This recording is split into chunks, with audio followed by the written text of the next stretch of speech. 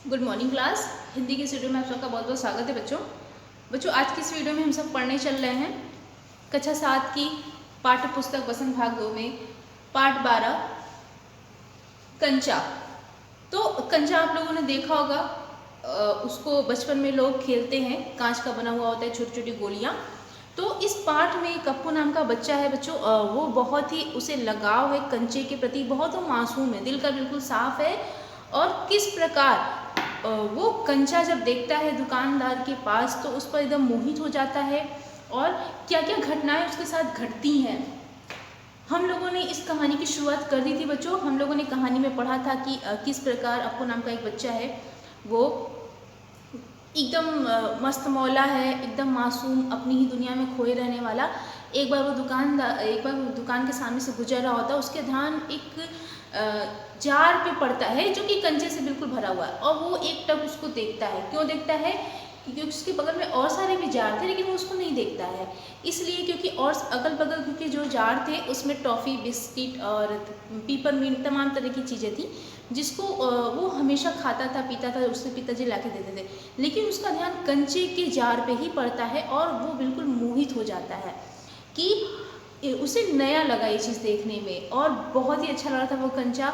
तो टुकुर टुकुर उसको लगातार देखता है। तो दुकानदार सोचता है कि खरीदना वरीदना तो है नहीं से, लगातार इसको तो ये देखे जा रहा है, कहीं छुएगा तो कहीं तोड़ ना दे। तो दुकानदार उसे डांटता है कि क्या घूर रहे हो, क्या चाहिए तुम्हें? तो उसके पास पैसे तो होते नहीं है, वो मना कुछ नहीं बोलता है। दुकानदार कि निकाल के दूँ, तो बोलता है नहीं।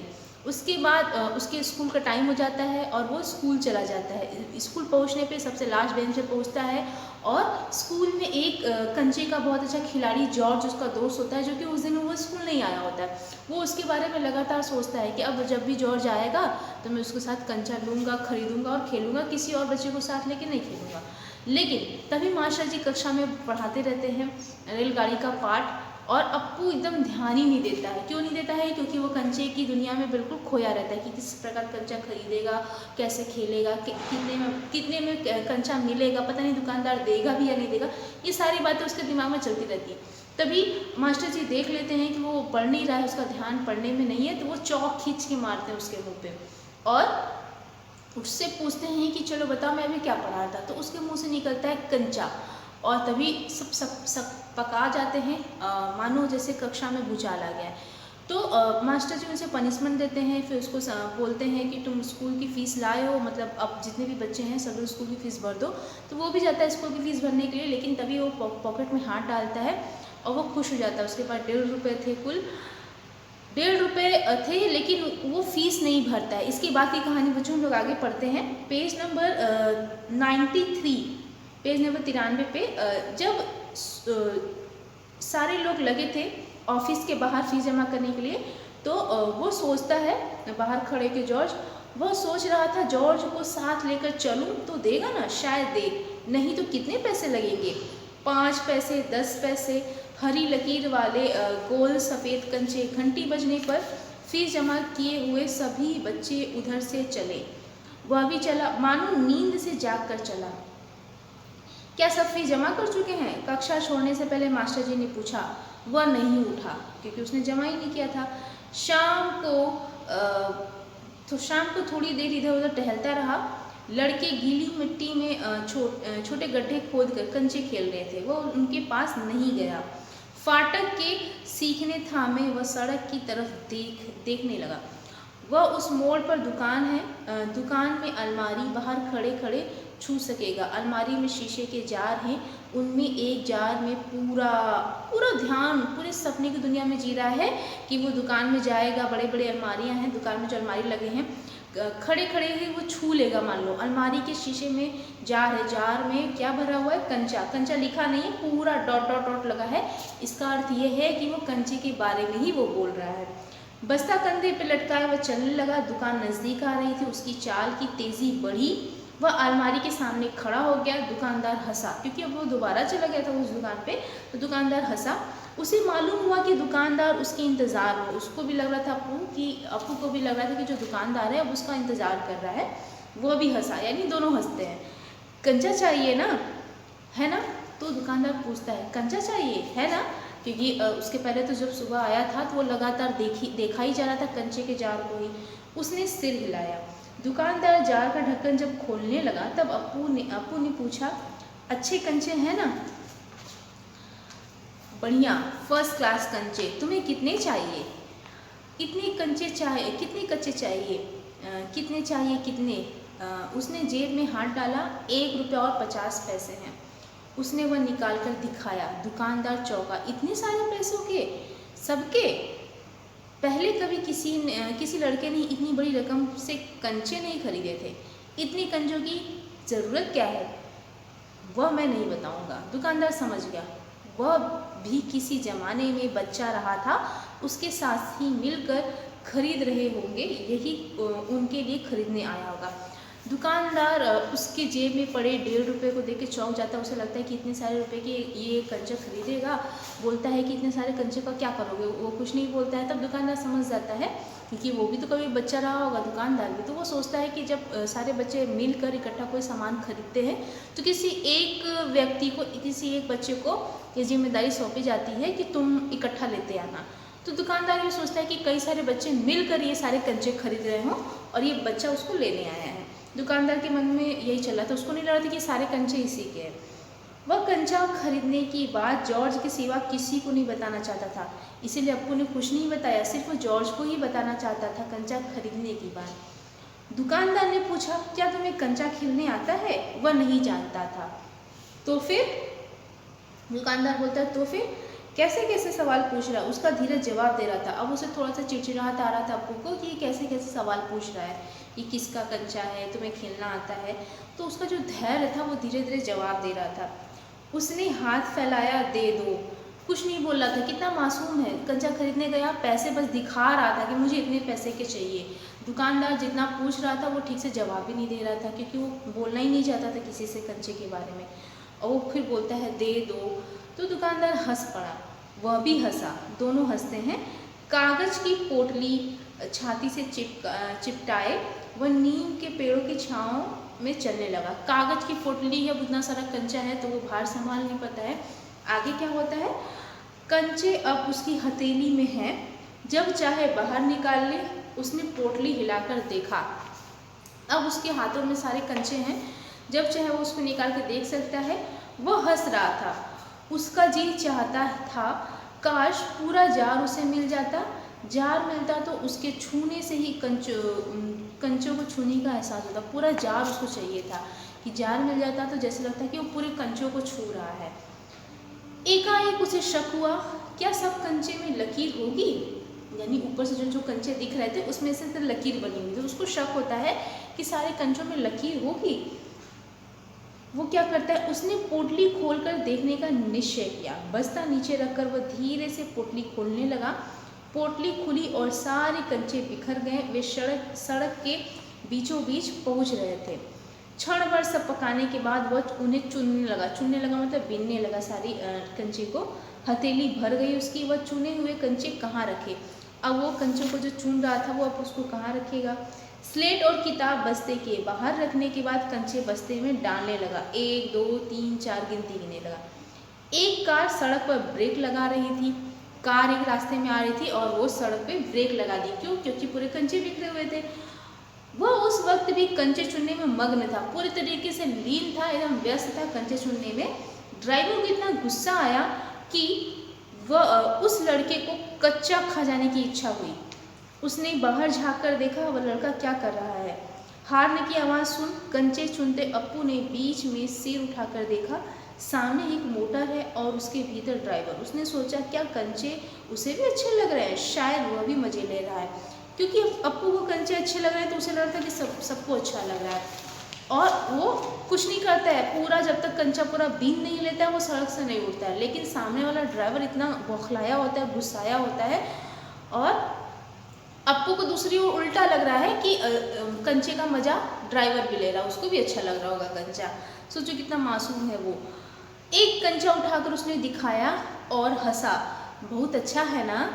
ड्राइवर का गुस्सा हवा हो गया जब अप्पू बोलता है कि बहुत अच्छा है ना।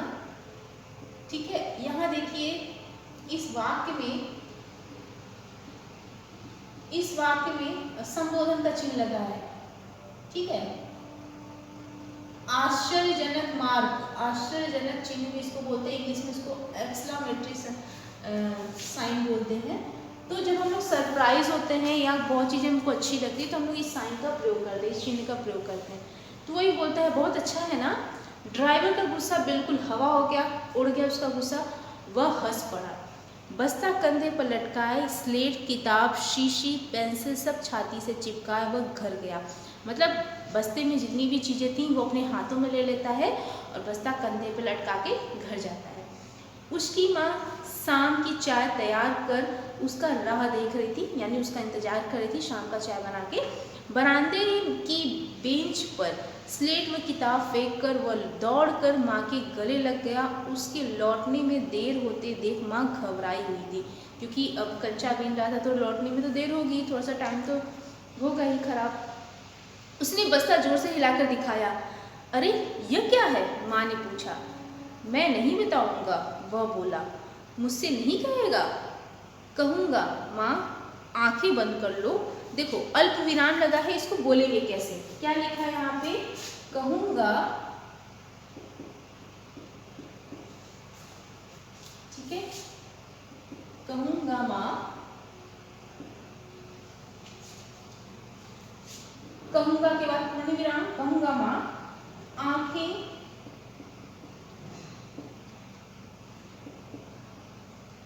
बंद कर लो, ठीक है। तो देखिए एक वाक्य में कितने चिन्ह लगे हुए हैं।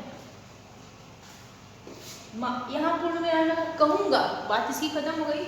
माँ आंखें बंद कर लो, ठीक है। तो जब हम लोग पढ़ते हैं तो भाव के उतार चढ़ाव के लिए हम लोग चिन्हों का प्रयोग करते हैं, ठीक है। कहूँगा, माँ आंखें बंद कर लो। माँ ने आंखें बंद कर ली। उसने गिना 1 2 3। माँ ने आंखें खोलकर देखा, बस्ते में कंचे ही कंचे थे। वह कुछ और हैरान हुई। इतने सारे कंचे कहाँ से लाया? खरीदे हैं? पैसे? पिताजी की तस्वीर की ओर इशारा करते हुए उसने कहा, दोपहर को दिए थे ना। माँ ने दांतों तले उंगली दबाई। फीस के पैसे? इतने सारे कंचे काहे को लिए? आखिर खेलोगे किसके साथ? उस घर में सिर्फ वही है। उसके बाद एक मुन्नी हुई थी, उसकी छोटी बहन मगर। मगर के बाद बच्चों देखो डॉट डॉट डॉट डॉट लगा है, मतलब कुछ घटना हुई है, बात पूरी नहीं हुई, लेकिन हमको इससे ये समझ में आ जाता है पिछले कथनों से कि एक बच्ची हुई थी मगर, मतलब अब वो नहीं है, ठीक है। माँ की पलकें भीग गई। भाव को हमको समझना है और सिचुएशन का हमको पता चल जाता है, स्थिति का पता चल जाता है कि हुआ क्या है, घटना क्या हुई है। तो अब बच्ची नहीं है, माँ की पलकें भीग गई। उसकी माँ रो रही है। अप्पू नहीं जान सका कि माँ क्यों रो रही है। क्या कंचा खरीदने से? ऐसा तो हो नहीं सकता। तो फिर वो अपने मन में ये सारे सवाल कर रहा है कि क्या कंचा खरीदने से माँ रो रही है, लेकिन ऐसा नहीं हो सकता। तो फिर उसकी आंखों के सामने बूढ़ा दुकानदार और कार का ड्राइवर खड़े खड़े हंस रहे थे। वे सब पसंद करते हैं, सिर्फ माँ को कंचे क्यों नहीं पसंद आए? मतलब वो सोच रहा था कि जो दुकानदार था बूढ़ा वो भी हंस रहा था, यानी उसको भी कंचे पसंद आए, और जो ड्राइवर था वो भी हंस रहा था, यानी उसको भी कंचे पसंद आए। तो फिर माँ को क्यों नहीं पसंद आए?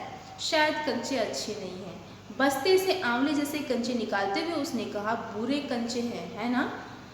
अब बस्ते से निकालता है और माँ से बोलता है बुरे कंचे हैं, है ना। तो माँ क्या बोलती? नहीं, अच्छे हैं, देखने में अच्छे लगते हैं ना, बहुत अच्छे लगते हैं। उसकी माँ बोलती बहुत अच्छे लगते हैं। वह हंस पड़ा, उसकी माँ भी हंस पड़ी। आंसू से गीले माँ के गाल पर अपना गाल सटा दिया। अब उसके दिल से खुशी झलक रही थी। अब वो पूरी तरीके से खुश था और बहुत ज़्यादा वो उसके दिल से वो खुशी, अंदर से उसकी खुशी, प्रसन्नता दिखाई दे रही थी, ठीक है। तो बच्चों अब हमारा ये कहानी ख़त्म होता है। इसको लिखा है टी पद्मनाभन ने। कहानी से जो हमारा प्रश्न बनता है, पहला प्रश्न है, कंचे जब जार से निकलकर अप्पू के मन की कल्पना में समा जाते हैं तब क्या होता है? तो हम लोगों ने कहानी में पढ़ा था कि कंचे जब जार से निकलते हैं तो वो मानो आसमान सा बड़ा हो गया है और अप्पू उसी के भीतर अकेले खेल रहा है, ठीक है, कोई नहीं है उसके साथ। तो प्रश्न हमारा जो पहला है, कंचे जब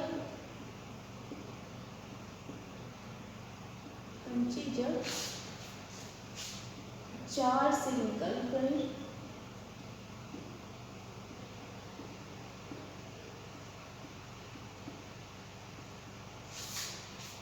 अप्पू के मन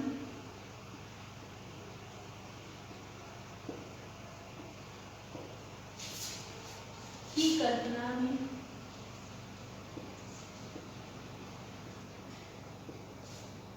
ठीक है, अप्पू के मन की कल्पना में समा जाते हैं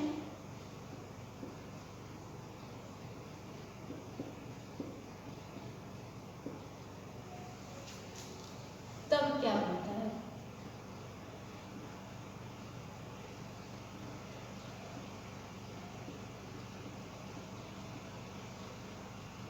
तो उत्तर क्या लिखेंगे?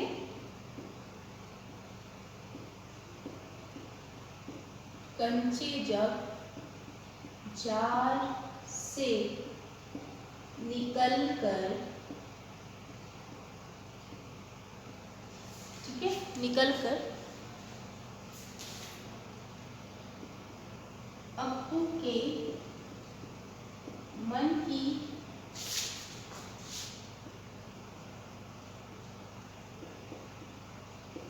कल्पना में समा जाते हैं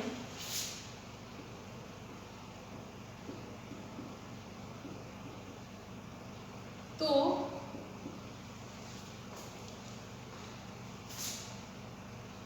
जार मानो आसमान जितना बड़ा हो जाता है, आसमान जितना, ठीक है, आसमान जितना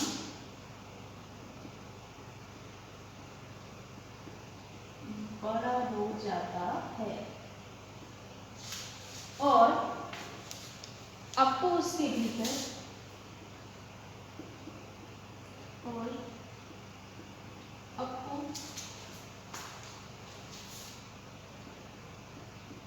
जार के अंदर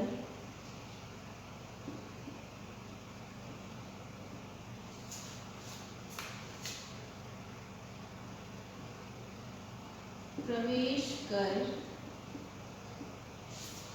अकेले कंचों के साथ खेल रहा है, अकेले कंचों के साथ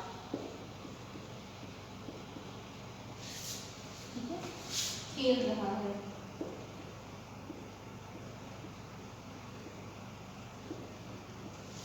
ठीक है, तो इसके बाद कंचे जब जार से निकलते हैं तो अप्पू की मन की कल्पना में वो समा जाते हैं। क्या होता है, जैसे मानो जो कंचा है वो एकदम आसमान की जितना बड़ा हो गया है और अप्पू उसके अंदर भीतर प्रवेश कर गया है और वो खेलता है और अकेले खेलता है। उसे बहुत ही ज़्यादा खुशी हो रही है, मानो कि धीरे धीरे धीरे धीरे वो जाल जितना बड़ा हो जाए। ठीक है, दूसरा प्रश्न क्या है हमारा, दुकानदार और ड्राइवर के सामने अप्पू की क्या स्थिति है। वे दोनों उसको देखकर पहले परेशान होते हैं फिर हंसते हैं, कारण बताइए। ठीक है, तो अप्पू जो दुकानदार होता है वो पहले तो चिड़चिड़ाता है क्योंकि वो कंचा खरीद नहीं रहा होता है, वो ध्यान से टुकुर टुकुर उसके जार को लगातार घूरे जाता है। तो दुकानदार को कहीं लगता है कि उसका जार कहीं वो छू कर गिरा कर तोड़ ना दे, तो पहले तो वो गुस्सा करता है। लेकिन जब दोबारा अप्पू आता है स्कूल से और कंचों को खरीदता है और उसके बाद दुकानदार से पूछता है कंचे अच्छे हैं ना, कंचे बढ़िया है ना, तब दुकानदार को उसकी मासूमियत पर हंसी आती है। तो इसी से हमको पता चलता है कि पहले दुकानदार परेशान होता है जब अप्पू उसके जार को लगातार देखता है, लेकिन जब खरीदता है और ख़रीदने के दौरान जब बोलता है कि कंचे अच्छे हैं ना, तो दुकानदार खुश होता है। यही सेम स्थिति होती है ड्राइवर के साथ। ड्राइवर जब देखता है कि बीच रास्ते में अप्पू कंचे को बीन रहा है, पहले तो बिखेरता है और बीन रहा है फिर, और एक बार भी मुड़ के नहीं देखता है कि इतना गाड़ी रुकी क्यों है उसकी वजह से, और तब ड्राइवर बहुत गुस्से में होता है, उसको लगता है कि इसको कच्चा चबा जाऊं उस लड़के को। लेकिन जब अप्पू ऊपर उठ के नज़र उठा के देखता है और बोलता है कि कंचे अच्छे हैं ना, तो मानो ड्राइवर का जो गुस्सा था वो बिल्कुल हवा हो जाता है और वो हंसने लगता है फिर। तो बच्चों हम लोगों ने इस पार्ट को ख़त्म कर लिया और हम लोगों ने एक प्रश्न किया इस चैप्टर से। अब हम लोग अपनी अगली वीडियो में बाकी के प्रश्न उत्तर को करेंगे। तब तक आप इसको नोट डाउन कर लीजिए। तब तक के लिए बच्चों धन्यवाद।